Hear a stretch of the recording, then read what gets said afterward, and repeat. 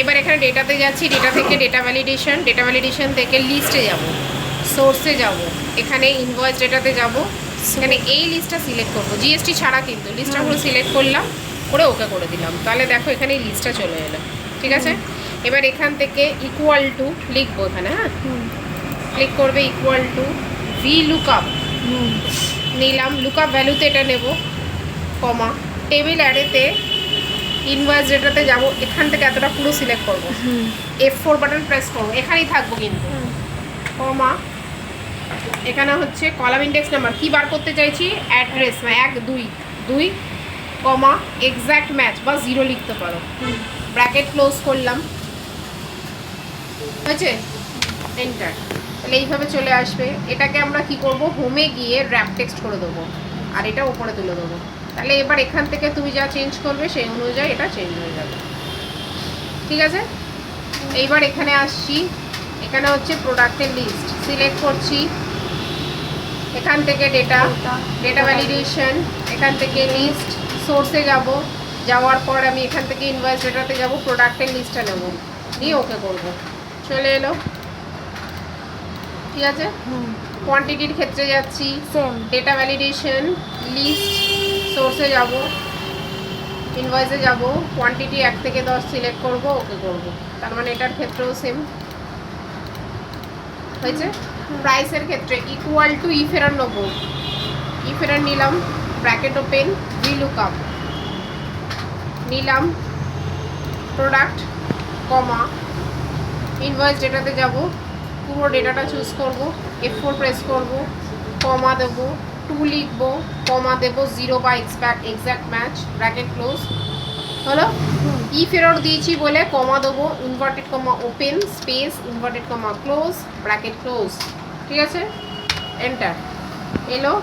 এবার এটাকে কিন্তু অবশ্যই নিচ পর্যন্ত ড্র্যাগ করবে, তাতে তুমি প্রোডাক্ট নাও আর না নাও, যাতে পরের প্রোডাক্টগুলো কখনো নিলে সেটা যেন অটোমেটিক চলে আসে।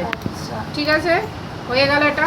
এইবার এখানে আসছি টোটালে, ইকুয়াল টু ইফ এরর, হাত ব্যথা হয়ে গেছে, ইফ এরর নিলাম, নেওয়ার পর প্রাইস, আচ্ছা ইনটু কোয়ান্টিটি, আমরা কিন্তু শুধু প্রাইস ইনটু কোয়ান্টিটি নিতে পারতাম, কিন্তু কি হতো নিচেরগুলো ভ্যালু চলে আসতো, ওই জন্য ইফ এররটা নিতেই হবে। আচ্ছা ব্র্যাকেট ক্লোজ করলে হবে না, ইফ এরর নিয়েছি বলে কমা দেবো, inverted comma open inverted comma close, bracket close, enter. ঠিক আছে, এবার দেখো যাই নেব না কেন অটোমেটিক এখানে সব চলে আসবে। ঠিক আছে, হলো। এবার হচ্ছে subtotal, equal to sum, bracket open, না equal to sum, bracket open, opening is to closing, পুরো সিলেক্ট করলে নিচ পর্যন্ত কিন্তু দেখো, ব্র্যাকেট ক্লোজ, এন্টার, চলে এলো। জিএসটিগুলো কী করবো, ইকুয়াল টু এটা ইন্টু 9%, এন্টার, ইকুয়াল টু এটা ইন্টু 9%, এন্টার, ইকুয়াল টু এটাই ইন্টু 18% হলো, ইকুয়াল টু এটা প্লাস এটা, বেরিয়ে গেল। এবার এগুলোকে তোমাকে কিন্তু রুপিসে কনভার্ট করতে হবে, তার জন্য কি করবো, এখান থেকে শুধু রুপিসটা নিয়ে নাও, এটা নিলে হয়ে গেল। লাস্ট এটা আছে, এটা কি করব, conditional formatting, new rules, use formula, equal to কি করবো, equal to grand total, equal two যদি 0 হয়, ফরম্যাটে গিয়ে দুটো কালার যেন সেম হয়, ফন্ট কালার আর ফিল কালার, ফন্ট কালারেও ধরো ইয়েলো দিচ্ছি, ফিল কালারেও ইয়েলো দেবো, ওকে করে দিচ্ছি, হয়ে গেল।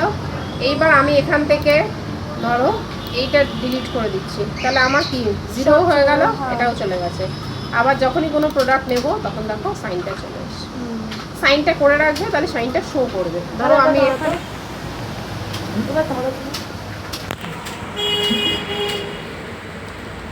ধরো আমি এখানে সাইনটাকে, এখানে একটা প্রোডাক্ট নিয়ে নিচ্ছি, সাইনটা করে রাখছি,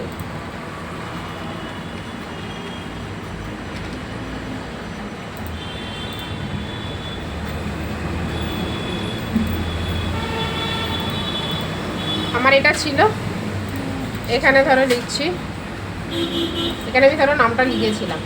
এবার যখনই এটাকে ডিলিট করবো আমার তো 0 ভ্যালু চলে আসছে, আমার কিন্তু চলে যাবে। আবার যখন এটা নেব অটোমেটিক কিন্তু সাইন সামনে চলে আসবে। ঠিক আছে, এটা কিন্তু খেয়াল রাখবে। এবার এইদিকে অফ করো এবার। এতটা যাবে না।